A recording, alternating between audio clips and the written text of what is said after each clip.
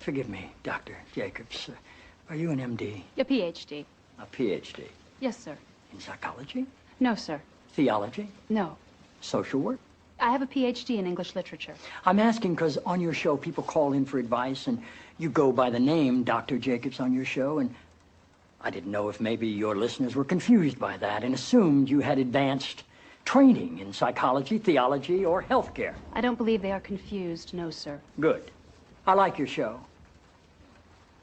I like how you call homosexuality an abomination. I don't say homosexuality is an abomination, Mr. President. The Bible does. Yes, it does. Leviticus. 18:22. Chapter and verse. I wanted to ask you a couple of questions while I had you here. I'm interested in selling my youngest daughter into slavery, as sanctioned in Exodus 21:7.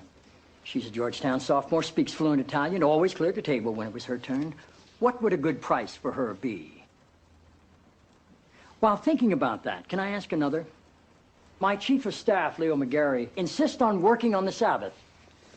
Exodus 35:2 clearly says he should be put to death. Am I morally obligated to kill him myself, or is it okay to call the police?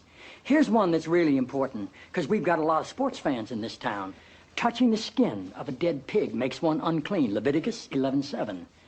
If they promise to wear gloves, can the Washington Redskins still play football? Can Notre Dame? Can West Point? Does the whole town really have to be together to stone my brother John for planting different crops side by side? Can I burn my mother in a small family gathering for wearing garments made from two different threads? Think about those questions, would you? One last thing.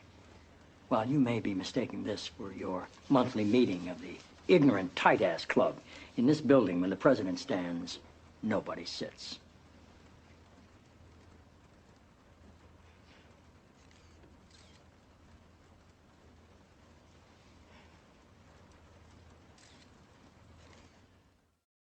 Oh!